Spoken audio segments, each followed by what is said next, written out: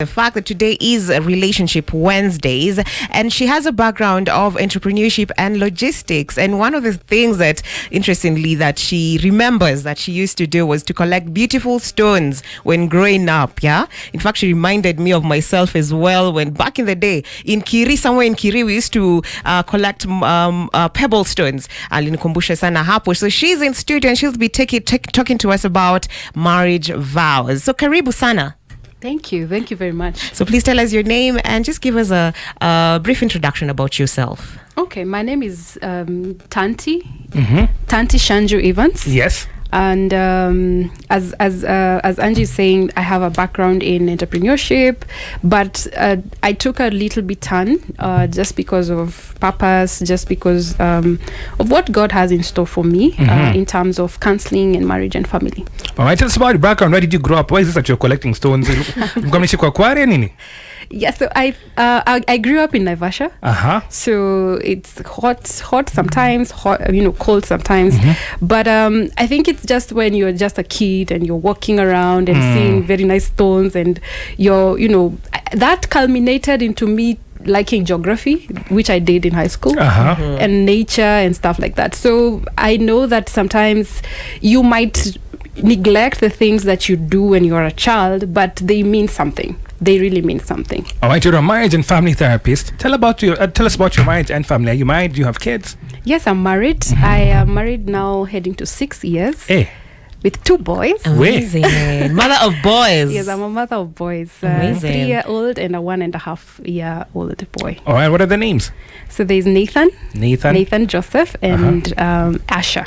And Asher. Yes, Asher, like the tribe of Asher. Not like the musician. Not, yeah. One was confessing. Asher with an A. Asher with an A. Yes. Not the guy who's also be Asher nule msanisimanga chacha na kupatia bulletin. Asher ni watu wengi sana. Yeah. So tell, why are you passionate about marriage and family? Marriage is one of the fundamental things that runs a society, whether it's through leave alone government, leave alone policy. Just everyone has come from a family. It may not be the perfect family, but there are people who you are associated with in a family. And so for me, it was a wholesome looking at what is this thing called marriage, and why does it have a lot of impact on someone even when they grow up and they still are attached to their family in one way or another. And today we want to understand the words that people say at the pulpit, the words they say at the altar. So first of all, the words that are spoken at the altar, first of all, are they biblical?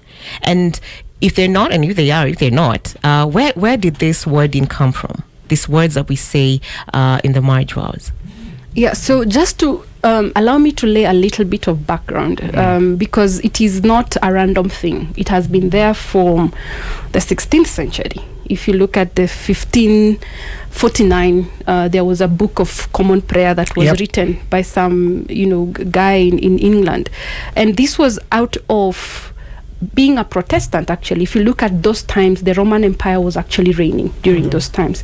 And they came up with a way of doing things like church rites, like the way you'd say, we are going to pray in a certain way. We are going to have maybe a liturgy calendar where we go and look at saints, we go and look at, all these things came from, let's say, a government, something that an emperor somewhere, they ruled, and there was a very thin line between government or governance and spiritual life. Okay. So when you look at the marriage vows, the book of common prayer that was written by Thomas Camner, it's there in Google. Someone can just check out and do the details.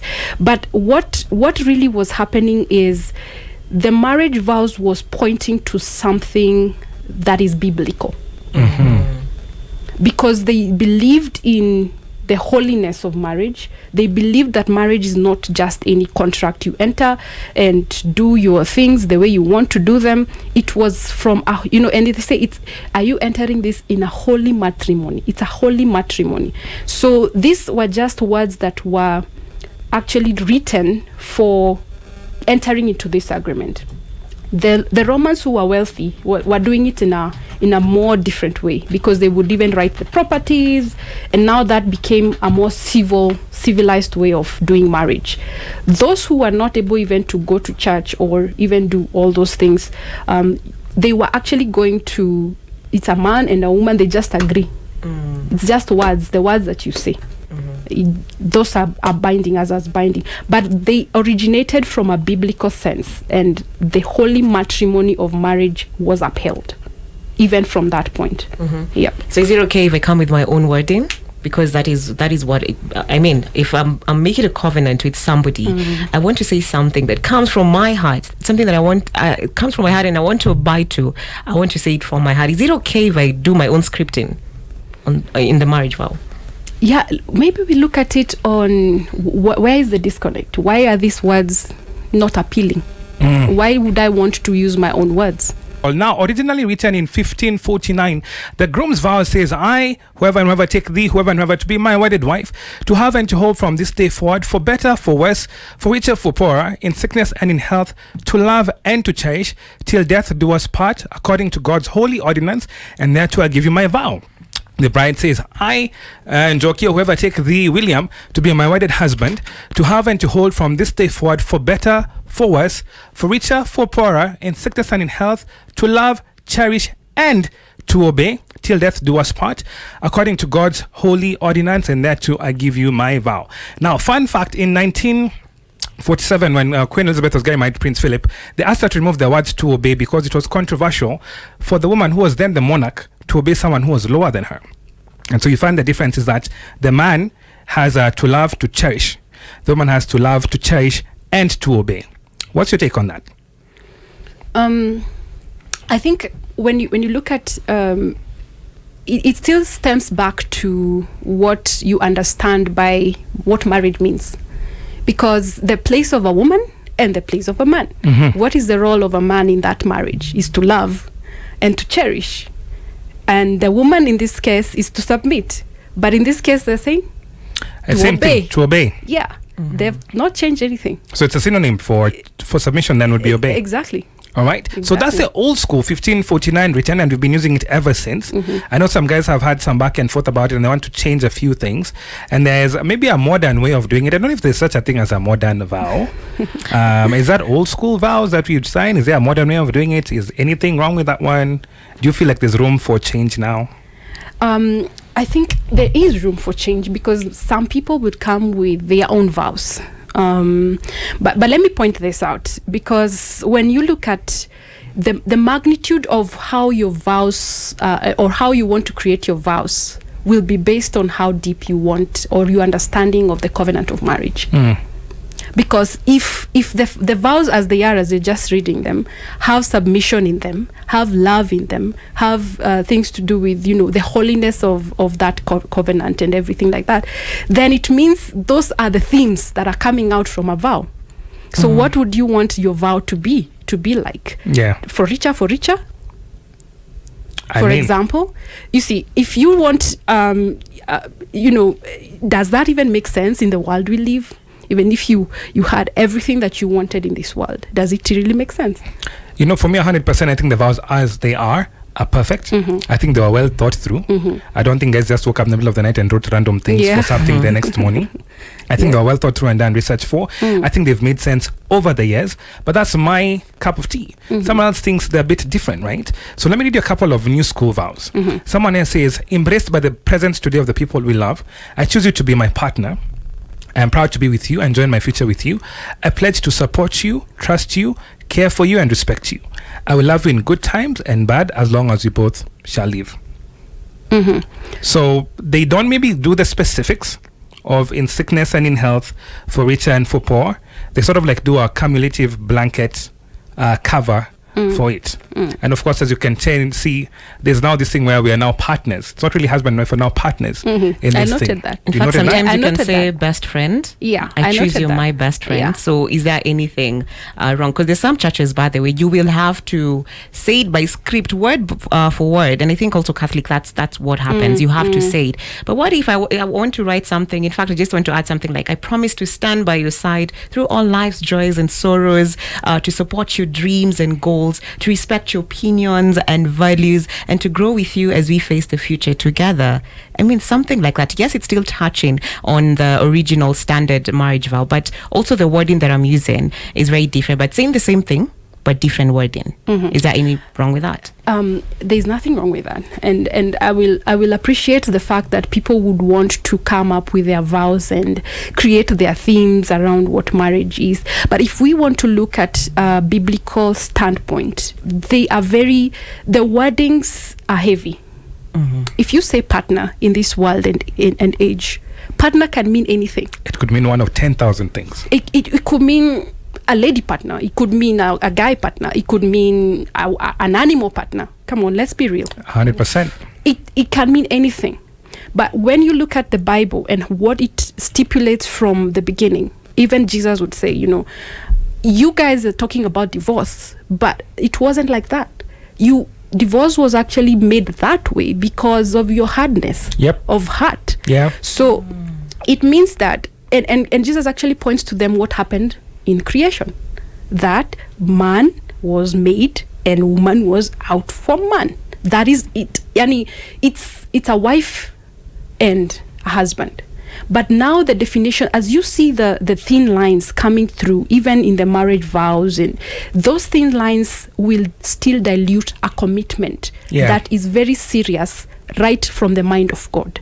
Because if you say, I will be there with, see your goals, what if those goals don't come to pass? What if life happens and an accident happens, for example? We are talking real here. It's real life. It's real life. What if it happens that you do not get children in the first place?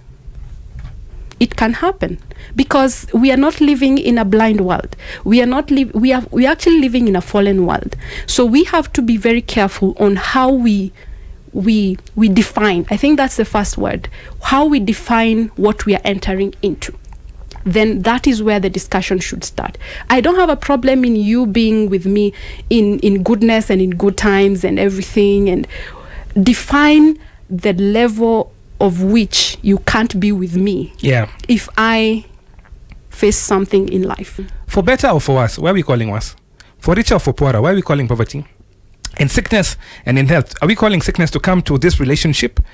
To love and to cherish till death do us part, the rest is good.